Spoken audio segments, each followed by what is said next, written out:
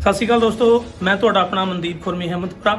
ਜਿਵੇਂ ਤੁਸੀਂ ਜਾਣਦੇ ਹੋ ਕਿ ਅਸੀਂ ਪੰਜ ਦਰਿਆ ਦੇ ਮੰਚ ਰਾਹੀਂ ਵੱਖ-ਵੱਖ ਰੌਸ਼ਨ ਦਿਮਾਗ ਸ਼ਖਸੀਅਤਾਂ ਜਾਂ ਸੰਸਥਾਵਾਂ ਦੇ ਮੋਢੀ ਬਾਨੀਆਂ ਨਾਲ ਜਾਂ ਜਿਹੜੇ ਕੰਮ ਕਰਦੇ ਅਣਥੱਕ ਵਰਕਰ ਉਹਨਾਂ ਦੇ ਨਾਲ ਤੁਹਾਡੀ ਮੁਲਾਕਾਤ ਕਰਵਾਉਂਦੇ ਰਹਿੰਦੇ ਹਾਂ। ਅੱਜ ਸਾਨੂੰ ਸੈਮਸਾ ਜਿਹੜੀ ਸਕਾਟਲੈਂਡ ਦੀ ਇੱਕ ਵਕਾਰੀ ਸੰਸਥਾ ਉਹਨਾਂ ਵੱਲੋਂ ਕਰਵਾਏ ਜਾ ਰਹੇ ਖੇਡ ਸਮਾਗਮ ਦੇ ਵਿੱਚ ਪਹੁੰਚਣ ਦਾ ਮਾਣ ਹਾਸਲ ਹੋਇਆ।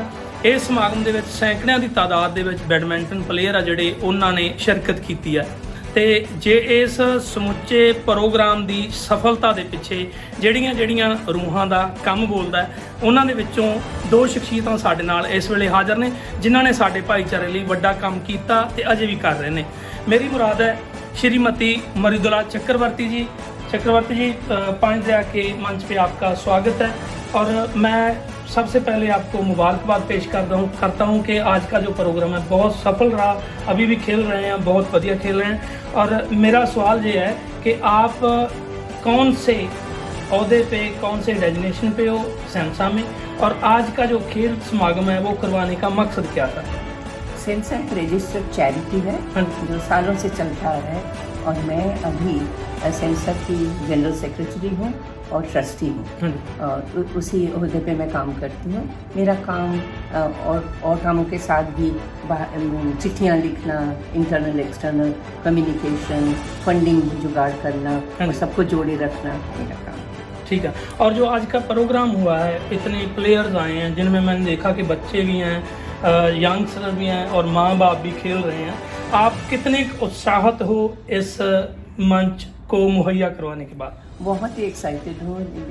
जब इनको माहौल को देखो और इतने बच्चे, मम्मी पापा, बूढ़े, बहुत यंग जवान लड़के सब जब इतने जोश शोर के साथ खेल रहे हैं तो बहुत अच्छा लगता है, क्योंकि ये खेलना आज तो फाइनल है लेकिन ये साल भर ये लोग खेलते हैं। जैसे ये वाला जो है, ये क्लब जो आज खेल रहा है उसमें दो क्लब हैं, एक तो ड्रम चैपल है, एक स्कॉटस्टन। ये सालों पूरे ऑल द ईयर राउंड वो खेलते हैं और फिर आज जो है इसका फाइनल कर रहे हैं। और आपने देखा है कि हर उम्र के लोग यहाँ पे पार्टिसिपेट कर रहे हैं और ये बहुत खुशी की बात है और सैमसा के लिए भी बहुत ही क्या बोलते हैं, गर्व की बात है कि इस तरह से ये काम हो रहा है। और ये सैमसा, ये जो काम है बहुत यूनिक है, क्योंकि हम किसी को भी नहीं कहते कि नहीं तुम नहीं आ सकते, तो सब फॉर्म के लोग आ सकते हैं यहाँ पे और खेलते हैं, बहुत उत्साह के साथ खेलते हैं। जो स्कॉटस्टन वाला था पहले कम्पिटिटिव क्लब था और ड्रम चैपल वाला जो था वो थोड़ा जो खुशी के लिए अपने एंजॉयमेंट के लिए करते थे और ऑफकोर्स हेल्थी लाइफस्टाइल लीड करने के लिए करते थे। लेकिन अब ऐसा है कि वो भी बहुत कम्पिटिटिव हो चुका है और इसमें इसका श्रेय जो है शुरू में रॉकी और फिर संजय मांझू और हमारे पूरी संस्था की कमेटी को सबको ही जाता है। थैंक यू, आपका बहुत बहुत धन्यवाद। ਸਾਡੇ ਨਾਲ ਹੁਣ ਸੈਮਸਾ ਦੇ ਬਹੁਤ ਹੀ ਅਣਥੱਕ ਯੋਧੇ ਕਹਿ ਸਕਦਾ ਮੈਂ, ਸ਼੍ਰੀਮਤੀ ਕਮਲਜੀਤ ਮਿਨਹਾਸ ਜੀ ਨੇ, ਕਿਉਂਕਿ ਸੈਮਸਾ ਦੇ ਜਿੰਨੇ ਵੀ ਸਮਾਗਮ ਹੁੰਦੇ ਨੇ ਉਹਨਾਂ ਦੇ ਵਿੱਚ ਇਹਨਾਂ ਵੱਲੋਂ ਕੀਤੇ ਜਾਂਦੇ ਕੰਮ ਬੋਲਦੇ ਨੇ। ਕਿਉਂਕਿ ਮੈਂ ਜਿੰਨੀ ਕੁ ਵਾਰ ਇਹਨਾਂ ਸਮਾਗਮਾਂ ਦੇ ਵਿੱਚ ਵਿਚਰਿਆ ਤੇ ਮੈਂ ਦੇਖਦਾ ਹੁੰਨਾ ਕਿ ਕੌਣ ਬੈਠਾ, ਕੌਣ ਤੁਰਿਆ ਫਿਰਦਾ ਤੇ ਕੌਣ ਕੀ ਕਰਦਾ। ਕਮਲਜੀਤ ਮਿਨਹਾਸ ਜੀ ਇੱਕ ਉਹ ਚਿਹਰਾ ਜਿਹੜੇ ਆਇਆਂ ਗਿਆ ਨੂੰ ਜੀ ਆਇਆਂ ਕਹਿਣ ਤੋਂ ਲੈ ਕੇ ਪ੍ਰੋਗਰਾਮ ਦੀ ਸਮਾਪਤੀ ਤੱਕ ਖੜੇ ਪੈ ਰਹਿੰਦੇ ਨੇ।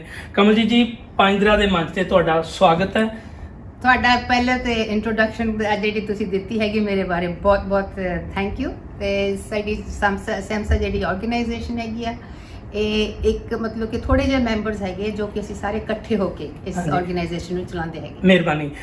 ਮੇਰਾ ਸਵਾਲ ਇਹ ਹੈ ਕਿ ਸੈਮਸਾ ਦੇ ਵਿੱਚ ਤੁਹਾਡਾ ਅਹੁਦਾ ਕੀ ਹੈ? ਜਿਵੇਂ ਪਹਿਲਾਂ ਮਰਦੁਲਾ ਜੀ ਨੂੰ ਪੁੱਛਿਆ ਸੀ, ਤੇ ਅੱਜ ਦਾ ਜਿਹੜਾ ਪ੍ਰੋਗਰਾਮ ਹੋਇਆ, ਜਿਹੜਾ ਖੇਡਾਂ ਚੱਲ ਰਹੀਆਂ ਉਹਦੇ ਵਿੱਚ ਤੁਸੀਂ ਕੀ ਮਹਿਸੂਸ ਕਰਦੇ ਹੋ ਕਿ ਇੱਕ ਸੈਮਸਾ ਜਿਹੜੀ ਉਹ ਇੱਕ ਭਾਈਚਾਰਿਆਂ ਦਾ ਸਮੂਹ ਲੈ ਕੇ ਅੱਗੇ ਵਧ ਰਹੀ ਹੈ? ਤੁਸੀਂ ਕਿੰਨੇ ਕੁ ਉਤਸ਼ਾਹਿਤ ਹੋ ਕਿ ਸਾਡੇ ਜਿਹੜੇ ਰਲਵੇਂ ਭਾਈਚਾਰੇ ਆ ਉਹ ਇਹਨਾਂ ਖੇਡਾਂ ਦੇ ਵਿੱਚ ਹਿੱਸਾ ਲੈਂਦੇ ਆ?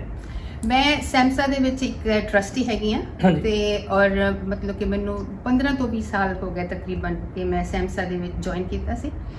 ਜਦੋਂ ਆਪਣੇ ਬੱਚੇ ਛੋਟੇ ਸੀਗੇ ਤੇ ਮੈਨੂੰ ਮਤਲਬ ਕਿ ਇਹ ਹੁੰਦਾ ਸੀਗਾ ਕਿ ਬੱਚੇ ਜਿਹੜੇ ਹੈਗੇ ਆ ਉਹ ਆਪਣੀ ਕਮਿਊਨਿਟੀ ਦੇ ਨਾਲ ਮਿਲਣ ਔਰ ਅਸੀਂ ਸਪੋਰਟਸ ਆਰਗੇਨਾਈਜੇਸ਼ਨ ਹੈਗੀ ਆ ਔਰ ਸਪੋਰਟਸ ਦੇ ਵਿੱਚ ਹਿੱਸਾ ਲੈਣ। ਜਿਸ ਤਰ੍ਹਾਂ ਕਿ ਆਮ ਮਤਲਬ ਕਿ ਸਾਰਿਆਂ ਨੂੰ ਪਤਾ ਹੀ ਹੈਗਾ ਕਿ ਤੁਸੀਂ ਮਤਲਬ ਕਿ ਇੱਕ ਐਕਟਿਵ ਲਾਈਫ ਵਿੱਚ ਲੀਡ ਕਰਦੇ ਹੈਗੇ ਹੋ ਤੇ ਸਪੋਰਟਸ ਦੇ ਵਿੱਚ ਹਿੱਸਾ ਲੈਂਦੇ ਹੈਗੇ ਹੋ ਤੇ ਤੁਸੀਂ ਮਤਲਬ ਕਿ ਗੁੱਡ ਫॉर योर ਹੈਲਥ ਹੈ ਨਾ, ਤੇ ਇੱਕ ਤੰਦਰੁਸਤ ਸਿਹਤ ਵਾਸਤੇ ਬਹੁਤ ਜ਼ਰੂਰੀ ਹੈਗੀ ਆ। ਤੇ ਜਿਹੜੀ ਸੈਮਸਾ ਦੇ ਵਿੱਚ ਅੱਜ ਟੂਰਨਾਮੈਂਟ ਹੋ ਰਹੀ ਹੈ ਬੈਡਮਿੰਟਨ ਟੂਰਨਾਮੈਂਟ, ਔਰ ਜਿਸ ਤਰ੍ਹਾਂ ਤੁਸੀਂ ਦੇਖਿਆ ਹੋਵੇਗਾ ਤੇ ਉੱਥੇ ਸਾਰੀ ਉਮਰ ਦੇ ਬੱਚੇ ਔਰ ਉਹਨਾਂ ਦੇ ਪੇਰੈਂਟਸ ਵੀ ਖੇਡ ਰਹੇ ਹੈਗੇ ਆ। ਇਹਦੇ ਵਿੱਚ ਕੋਈ ਲਿਮਿਟ ਨਹੀਂ ਹੈਗੀ ਕਿ ਕਿਹੜੀ ਲਿਮਿਟ ਦੇ ਬੱਚੇ ਇੱਥੇ ਖੇਡ ਸਕਦੇ ਹੈਗੇ ਆ। ਹਾਂਜੀ। ਔਰ ਪੂਰੀ ਦੀਆਂ ਪੂਰੀਆਂ ਫੈਮਲੀਜ਼ ਐਕਚੁਅਲੀ ਖੇਡ ਰਹੀਆਂ ਹੈਗੀਆਂ, ਮਦਰ ਹੈਗੇ ਆ, ਫਾਦਰ ਹੈਗੇ ਆ, ਬੱਚੇ ਹੈਗੇ, ਭੈਣ ਹੈਗੀ ਆ, ਭਰਾ ਹੈਗੇ ਆ, ਹਾਂਜੀ। ਔਰ ਸਾਰੇ ਕੰਪੀਟ ਕਰ ਰਹੇ ਇੱਕ ਦੂਸਰੇ ਦੇ ਅਗੇਂਸਟ। ਸੈਮਸਾ ਦੇ ਵਿੱਚ ਖੇਲਣ ਦੇ ਵਿੱਚ ਤੁਸੀਂ ਇਹ ਵੀ ਦੇਖੋਗੇ ਕਿ ਸਿੱਖ ਬੈਕਗ੍ਰਾਉਂਡ ਦੇ ਵੀ ਹੈਗੇ ਆ, ਔਰ ਹਿੰਦੂ, ਮੁਸਲਮਾਨ, ਈਸਾਈ, ਔਰ ਮਤਲਬ ਕਿ ਕੋਈ ਬੈਕਗ੍ਰਾਉਂਡ ਨਹੀਂ ਹੈਗੀ, ਕਿਸੇ ਦੀ ਕੋਈ ਬਾਉਂਡਰੀਜ਼ ਸੈੱਟ ਨਹੀਂ ਕੋਈ ਕਰ ਰਿਹਾ ਕਿ ਕੌਣ ਇੱਥੇ ਆ ਸਕਦਾ ਹੈਗਾ, ਤੇ ਮਤਲਬ ਕਿ ਓਪਨ ਆਰਮਸ ਦੇ ਨਾਲ ਸਾਰਿਆਂ ਦਾ ਵੈਲਕਮ ਕੀਤਾ ਜਾਂਦਾ ਹੈਗਾ। ਮੈਂ ਦੇਖ ਰਿਹਾ ਸੀ ਕਿ ਅੱਜ ਲੇਡੀਜ਼ ਵੀ ਸੀ, ਯੰਗਸਟਰ ਵੀ ਸੀ, ਬੱਚੇ ਵੀ ਸੀ। ਸੁਣਨ ਚ ਵੀ ਆਇਆ ਕਿ ਇੱਕ ਕੱਲੀਆਂ ਔਰਤਾਂ ਦੇ ਜਿਹੜੇ ਮੁਕਾਬਲੇ ਆ ਉਹ ਵੀ ਕਰਵਾਏ ਜਾ ਰਹੇ ਆ, ਉਹ ਕਦੋਂ ਹੋਣਗੇ? ਸਾਡੇ ਮਤਲਬ ਕਿ ਹੋਰ ਕਲੱਬ ਕਿਸ ਤਰ੍ਹਾਂ ਕਈ ਵਾਰੀ ਅਲੱਗ-ਅਲੱਗ ਆਪਣੀ ਸੋਚਣੀ ਦੇ ਹਿਸਾਬ ਦੇ ਨਾਲ ਅਸੀਂ ਕਿਸੇ ਨੂੰ ਇਹ ਨਹੀਂ ਕਹਿ ਸਕਦੇ ਕਿ ਤੁਸੀਂ ਹਾਂ ਕਿਉਂ ਨਹੀਂ ਇੱਥੇ ਖੇਡ ਸਕਦੇ, ਤੇ ਇਹ ਆਪਣੀ ਸਾਰਿਆਂ ਦੀ ਸੋਚਣੀ ਹੈਗੀ, ਅਸੀਂ ਉਸ ਦਾ ਬਹੁਤ ਮਤਲਬ ਕਿ ਸਤਿਕਾਰ ਕਰਦੇ ਹਾਂ। ਉਹ ਕੰਪੀਟੀਸ਼ਨ ਹੋ ਰਿਹਾ next week, as throughout the week ਹੋਏਗਾ, ਔਰ ਉਹਦੇ ਜਿਹੜੇ ਫਾਈਨਲਸ ਹੈਗੇ ਲੇਡੀਜ਼ ਓਨਲੀ ਫਾਈਨਲਸ, ਉਹ ਨੈਕਸਟ ਵੀਕ ਸੰਡੇ ਨੂੰ ਹੋ ਰਹੇ ਹੈਗੇ। ਠੀਕ ਹੈ। ਤੇ ਉਹਦੇ ਵਿੱਚ ਮਤਲਬ ਕਿ ਲੇਡੀਜ਼ ਜੋ ਕਿ ਹਿਜਾਬ ਪਾਉਂਦੇ ਹੈਗੇ ਆ, ਤੇ ਮਤਲਬ ਕਿ ਸਾਰਿਆਂ ਵਾਸਤੇ ਜੋ ਵੀ ਲੇਡੀਜ਼ ਜਿਨ੍ਹਾਂ ਨੇ ਵੀ ਖੇਡਣਾ ਹੈਗਾ ਲੇਡੀਜ਼ ਓਨਲੀ, ਉਹ ਨੈਕਸਟ ਵੀਕ ਸੰਡੇ ਨੂੰ ਮਤਲਬ ਕਿ ਉਹਨਾਂ ਦੇ ਫਾਈਨਲਸ ਹੋ ਰਹੇ ਹੈਗੇ। ਠੀਕ ਹੈ ਜੀ। ਇਹ ਤਾਂ ਸੀ ਅੱਜ ਜਿਹੜੇ ਬੈਡਮਿੰਟਨ ਦੇ ਮੁਕਾਬਲੇ ਹੋਏ ਆ, ਕੀ ਸੈਮਸਾ ਵੱਲੋਂ ਬਾਕੀ ਜਿਹੜੀਆਂ ਹੋਰ ਖੇਡਾਂ ਉਹਨਾਂ ਦੇ ਮੁਕਾਬਲੇ ਵੀ ਕਰਵਾਏ ਜਾਂਦੇ ਆ?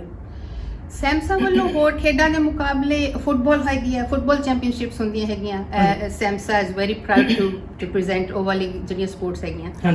ਤੇ ਹੋਰ ਮਤਲਬ ਕਿ ਮੁਕਾਬਲੇ ਹੈਗੇ ਆ, ਜਿਸ ਤਰ੍ਹਾਂ ਅਸੀਂ 5K 10K ਉਹ ਵਾਕ ਹੁੰਦੀ ਹੈਗੀ, ਰੇਸ ਦੇ ਵਿੱਚ ਹੁੰਦੀ ਹੈਗੀ ਆ, ਤੇ ਇਸ ਤਰ੍ਹਾਂ ਦੀ ਮਤਲਬ ਕਿ ਹੋਰ ਖੇਡਾਂ ਹੁੰਦੀਆਂ ਹੈਗੀਆਂ। ਕਮਲੀ ਜੀ, ਜਿਵੇਂ ਅਸੀਂ ਜਾਣਦੇ ਹਾਂ ਕਿ ਸੈਮਸਾ ਵੱਲੋਂ ਖਾਸ ਜਿਹੜਾ ਫੋਕਸ ਆ ਉਹ ਖੇਡਾਂ ਤੇ ਵੀ ਕੀਤਾ ਜਾਂਦਾ, ਇਹਦੇ ਨਾਲ ਨਾਲ ਸਮਾਜ ਦੇ ਵਿੱਚ ਹੋਰ ਵੀ ਬਹੁਤ ਸਾਰੇ ਸਮਾਗਮ ਜਾਂ ਹੋਰ ਬਹੁਤ ਸਾਰੇ ਮਸਲੇ ਹੁੰਦੇ ਆ, ਜਾਂ ਹੋਰ ਬਹੁਤ ਸਾਰੇ ਦਿਨ ਇਹੋ ਜਿਹੇ ਹੁੰਦੇ ਆ ਜਿਹੜੇ ਮਨਾਏ ਜਾਣੇ ਚਾਹੀਦੇ ਆ। ਸੈਮਸਾ ਵੱਲੋਂ ਇਹੋ ਜਿਹੇ ਹੋਰ ਕੋਈ ਤੁਸੀਂ ਜਿਹੜੇ ਪ੍ਰੋਗਰਾਮ ਉਹ ਵੀ ਲੀਕਦੇ ਹੋ? ਤੇ ਅੱਛਾ, ਹੁਣੇ ਅਸੀਂ ਤੁਹਾਡੇ 6 ਮਾਰਚ ਨੂੰ ਇੰਟਰਨੈਸ਼ਨਲ ਵੂਮਨਸ ਡੇ ਅਸੀਂ ਸੈਲੀਬ੍ਰੇਟ ਕੀਤਾ ਹੈਗਾ।